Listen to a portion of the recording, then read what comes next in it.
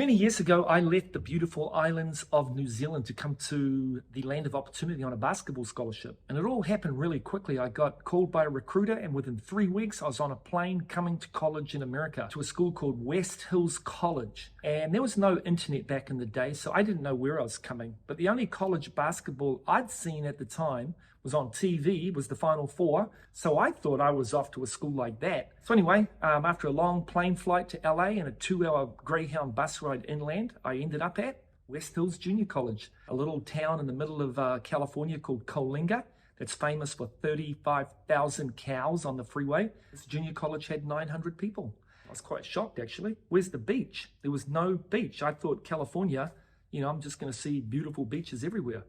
Not inland. So anyway, after 4 magical years, 2 years at West Hills, 2 years at California Baptist College, I ended up graduating with a PE degree.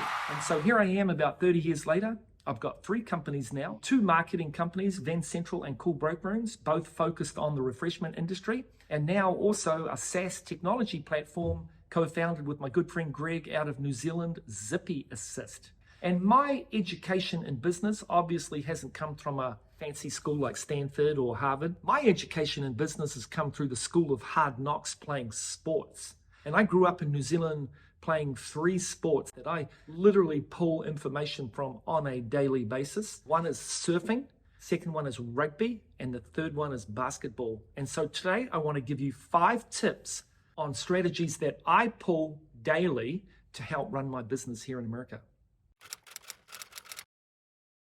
All right, so tip number 1 came from my days playing rugby. I used to be a fullback, and a fullback is your last line of defense. Someone might kick the ball up into the air, and now you are under the high ball. And the second you catch that high ball, you potentially could get hit by some crazy person that's running down the field going to try to tackle you. Now, if in fact you did have a couple of seconds, by the time you look down the field, now you've got 15 people coming to kill you. And so you have to make a split decision. Catch the ball, move, and then make a really quick decision to either kick it away or run it and pass it off to someone else, avoiding 15 guys trying to kill you. So with that being said, my analogy is this. In business, every single day, you have to make quick decisions. And sometimes the decisions are not going to be correct. And that's okay, because like in rugby, you've got another 90 minutes to play to make better decisions. In business, all day long, I get 2 to 3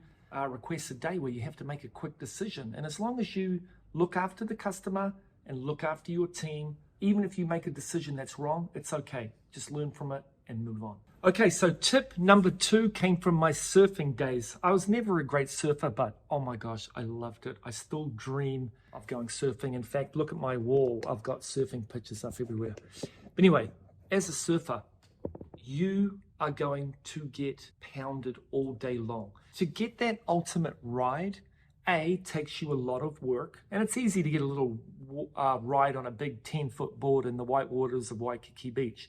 But to actually paddle out the back and get a beautiful wave takes a lot of preparation. You've got to be super fit. You've got to paddle for ages to get out the back. You've got to constantly get beaten down by the white water to get through the white water to get out to the big surf. And right when you're almost there, you'll get a big set come in and you'll get sucked over the falls.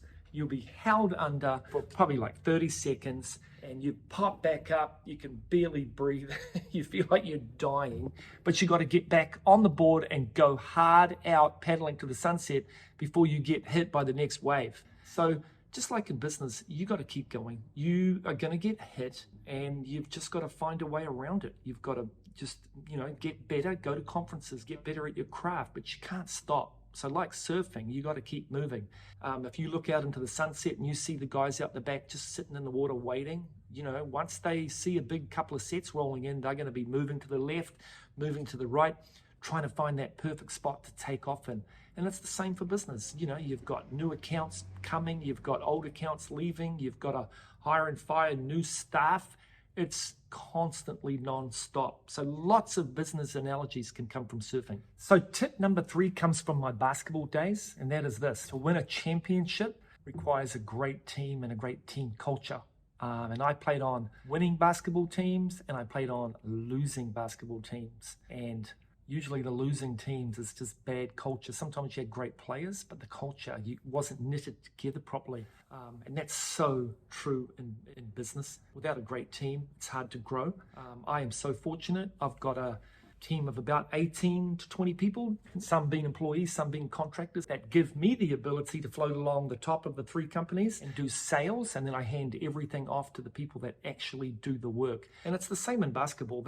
I wasn't required to get a rebound, dribble the ball up, and then hit a 3 as well. Obviously, we had specialists amongst our team that could do all those things, and all I had to do was concentrate on my job, which is the same for business. Concentrate on your job and delegate out the rest to build that winning team and that winning culture. Okay, so tip number 4 that I learnt playing sports is when I played for 12 years in the NBA. And I laugh when I say the NBA because it's actually the N with a silent Z in between the N and the B. It was the New Zealand Basketball Association. We had 10 teams in the league, and each team was allowed 2 imported players, and 9 times out of 10, those 2 imported players were Americans. And we had one guy that was a McDonald's All-American, played at a very high level, D1, Kansas, and he came out to New Zealand. He noticed that some games I would play awesome, and other games I would suck. And he said this one sentence to me that I've never forgotten. And it was like, Neil, when you tie your shoelaces up, it's time to play basketball. Basketball is such a mental sport. If you look at some of the all-time greats, let's take Michael Jordan, for example. Not only did Michael Jordan have the basketball athletic ability and the basketball IQ, but it was his mentalness that every game took him to an elevated level. NBA is scattered with guys who have amazing athletic ability, but they just might not have the mentalness to take them to a level like a LeBron or a Michael Jordan. And it's the same in business. And that's one of the things I've really tried to focus on. I remember many years ago, before I even started VendCentral, I had a very experienced local Pleasanton-based vending company owner tell me when I told him that I was thinking about starting VendCentral. And he actually came up and got in my face and said, Neil, that's a stupid idea. Our industry does not need websites. We're never going to have customers come to us. We have to go out and try to win that business by cold calling. And I am so glad that I had the mental toughness not to listen to that guy, because here we are now, 12 years later, we've built over 500 websites. So having that mental strength in business, as in sports, is so important. Okay, so tip number 5, and this one's kind of funny, very New Zealander-ish. When I played semi-pro basketball for 12 years, at the end of each game, we would come together in what we deemed the after-match function. And, you know, the 2 opposing teams would come together, maybe 100 or so of the fans, and we would battle on the court. And then afterwards, we'd all be having a beer together, celebrating. Obviously, if we won, it was a little bit more of a celebration than if we lost. But I think in today's crazy world, you know, you go out and you battle and you compete every day. In some cases, you're competing against some of your friends to win. And I just think you have to take an opportunity to stop and celebrate the wins and talk about the losses and what you can do to improve. I have a competitor in this vending digital space, John Hickey from Tech to Success. John and I compete for the same customer in some cases. And, you know, sometimes John wins and sometimes I win. But John and I always get together and have a beer at some of these NAMA shows and fly-ins or whatever, and just celebrate. So yeah, there are 5 tips from my sporting days that are helping me run my companies these days. They all seem to be going in the right direction. And I tell you, I really try to focus on my employees to try to build out that company culture to make sure everyone's enjoying what they're doing, which kind of results in helping our customers out as well. But yeah, it's all pulled from my sporting days, and I certainly am having a ton of fun trying to make all this come together.